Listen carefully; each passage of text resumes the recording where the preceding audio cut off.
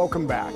You're looking at your neighbors, helping neighbors in need, but there's so much more that needs to be done, and that's why the Pittsburgh Foundation has created a new initiative called OneDay for Giving and Getting Help. It's a critical needs alert where people like you and me can give online to support those who need it the most. Yeah, we all talk on this show about how great Pittsburgh is with new restaurants and top healthcare, education, cultural events. But the reality is there are people who do not reap those benefits. They are struggling to survive, feed their families, and get medical care. Here to tell us how the Pittsburgh Foundation's OneDay giving event can help, our Foundation Executive Vice President Yvonne Maher and Tracy Weatherford Brown, Chief Advancement Officer at the Greater Pittsburgh Community Food Bank. And this segment is sponsored by the Pittsburgh Foundation.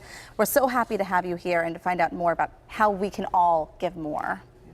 Yeah, tell us about OneDay. So we're really excited. On May 7th, we have the 10th year of our Days of Giving, and this year is focused on basic needs. So our most vulnerable in our community, there's a statistic out there that while 70% of the population in Pittsburgh is thriving, about 30% of the population is being left behind.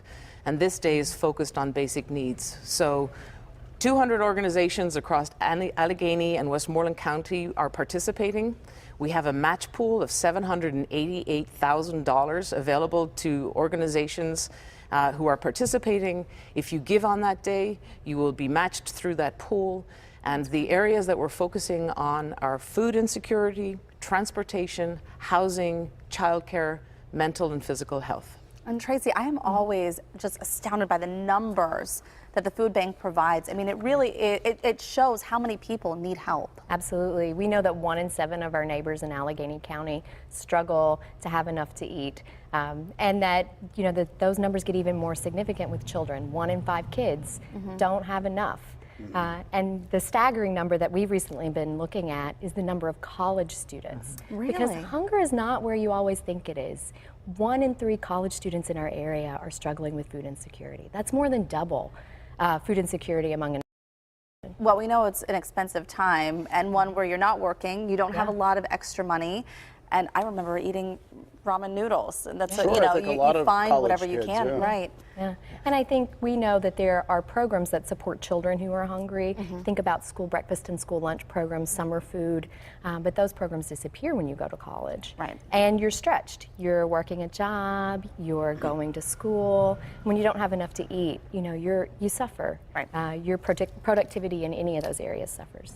Tracy, when you talk about food, that puts a stress on a person or a family, and it really has a ripple effect, doesn't it? Because when when you're afraid of where you're meal, that makes It can be consuming. It becomes consuming. Yeah. Absolutely, and we know that the folks who we help are struggling with a lot of the other needs that the OneDay initiative is really focused on. So, you know, when the food bank started, we were really serving the homeless male urban population. We moved on to serve the needs of people who were unemployed after the steel industry collapsed. But the people who we're helping today, many of them are working more than one job in low wage work.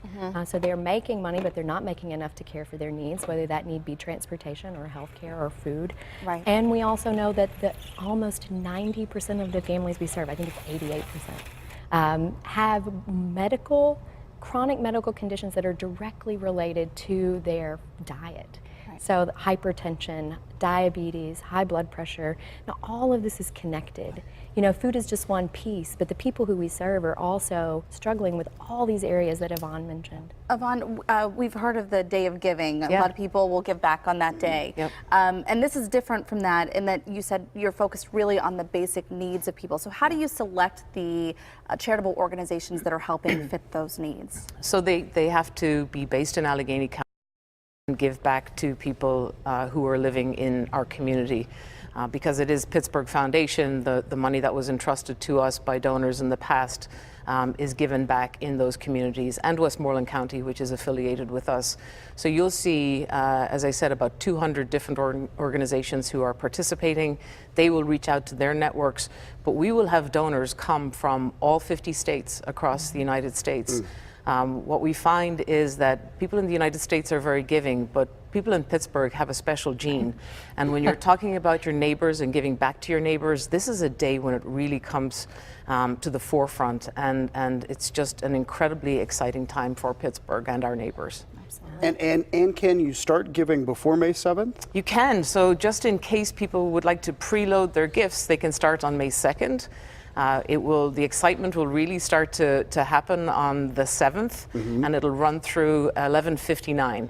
So that's when it all ends. So tremendous excitement for people who can preload it in case they have plans or they're on vacation, and then the real fun starts on the 7th.